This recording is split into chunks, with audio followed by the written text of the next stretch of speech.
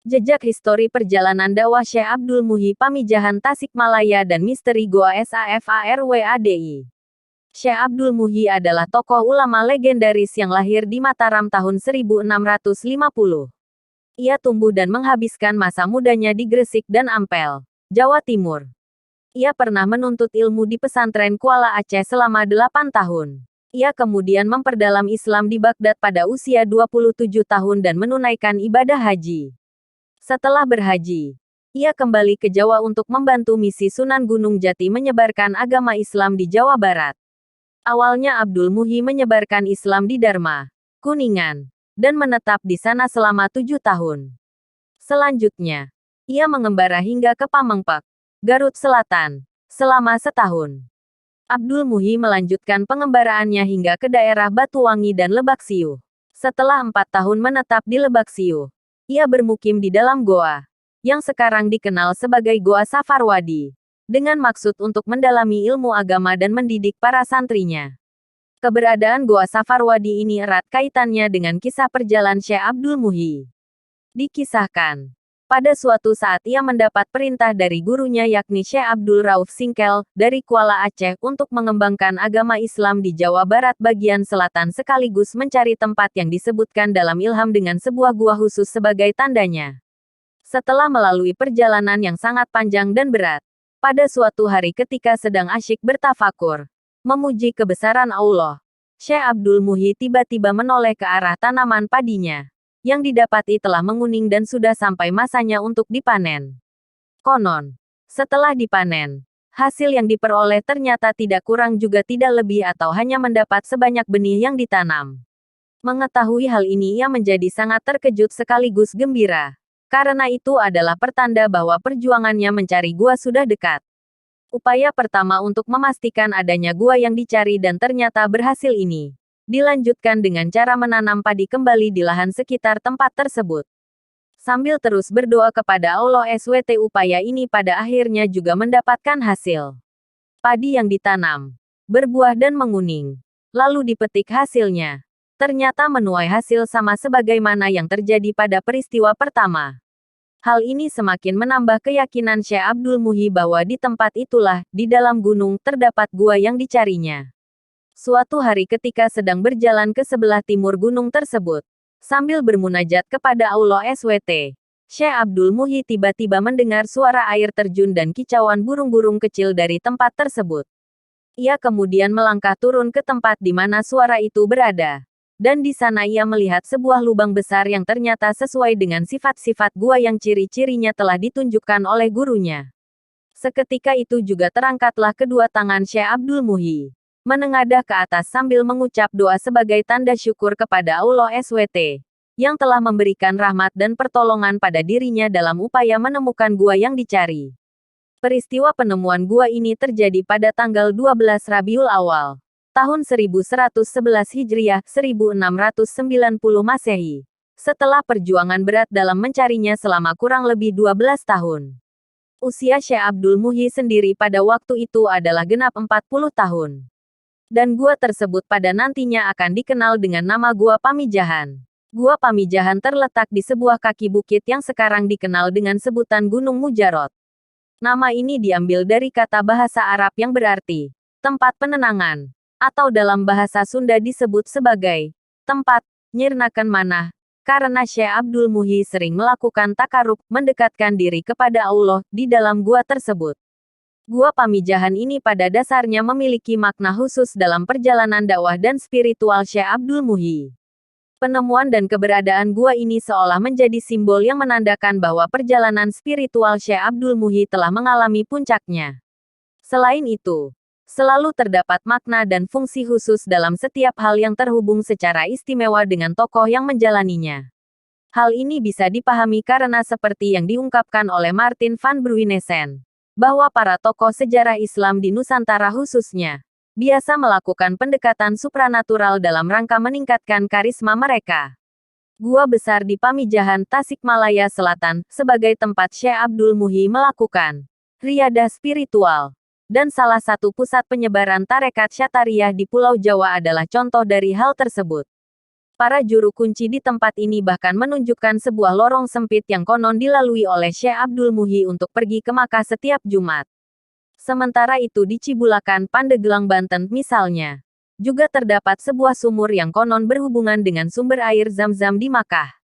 Menurut riwayat, Maulana Mansur, yang diyakini sebagai wali, yang dimakamkan di Cikaduen, pulang dari Makkah melalui sumber mata air Zam-Zam dan muncul di sumur ini.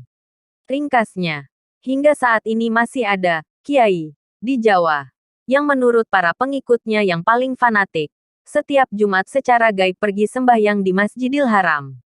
Semua ini juga menandaskan perihal lain, yakni kuatnya peranan haji dan Makkah serta hubungannya dengan tradisi spiritual sebagai legitimasi kekuasaan atau keilmuan seseorang. Dalam pandangan orang Jawa, di lingkungan kekeramatan Pamijahan sendiri terdapat beberapa kisah yang mengandung pengertian di atas. Satu kisah yang sering beredar menyebutkan bahwa konon Syekh Abdul Muhi bersama Maulana Mansur dan Jafar Shadiq sering salat di Makkah bersama-sama lewat Gua Pamijahan. Ketiga orang itu memang dikenal mempunyai ikatan persahabatan yang sangat erat. Kisah supranatural lain di lingkungan kekeramatan Pamijahan adalah kisah yang menjadi muasal diharamkannya merokok di lingkungan tersebut. Menurut kepercayaan masyarakat, pada suatu hari Syekh Abdul Muhi dan Maulana Mansur berada di Makkah hendak pulang ke tanah Jawa. Keduanya kemudian berunding tentang pemberangkatan bahwa siapa yang sampai lebih dulu di Jawa, hendaklah menunggu salah seorang yang lain di tempat yang telah ditentukan.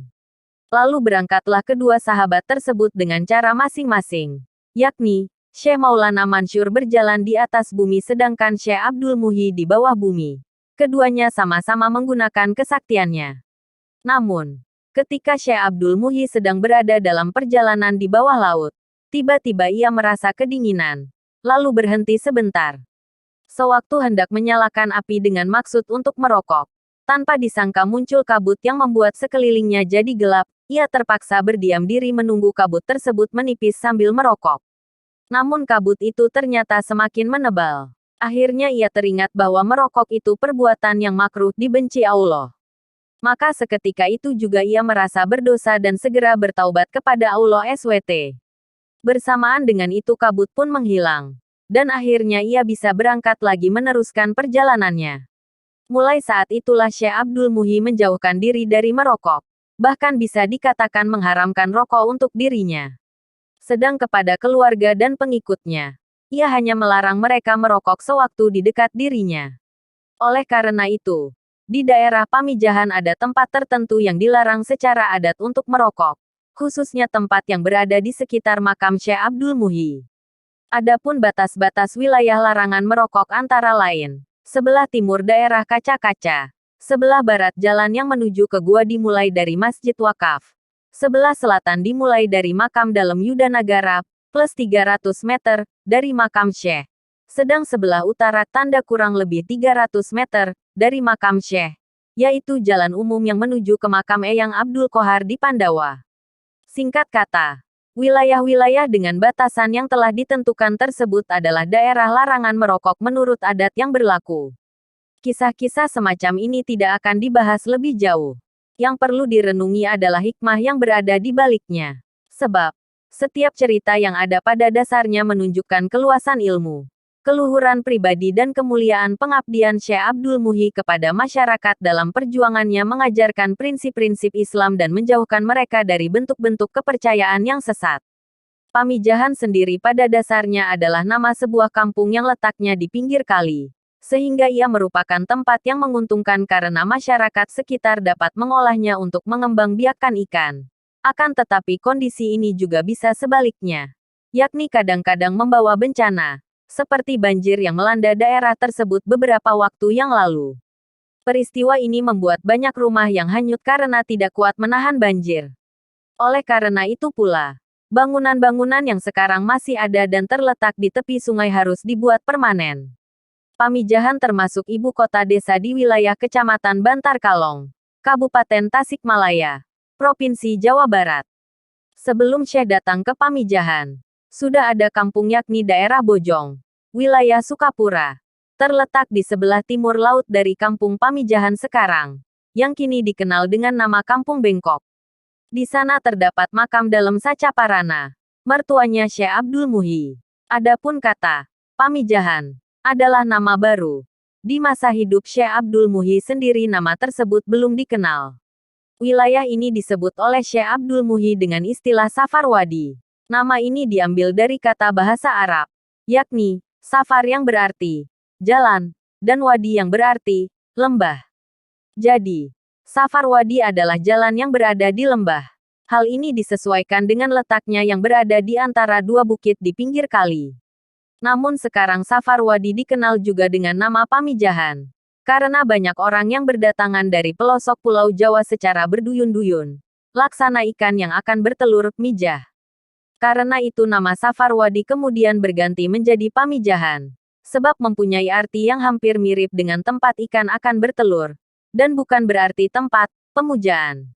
Goa Safar Wadi merupakan salah satu tujuan utama peziarah yang berkunjung ke Pamijahan. Panjang lorong goa sekitar 284 meter dan lebar 24,5 meter. Peziarah bisa menyusuri goa dalam waktu 2 jam. Salah satu bagian goa yang paling sering dikunjungi adalah hamparan cadas berukuran sekitar 12 meter x 8 meter yang disebut sebagai lapangan Baitullah.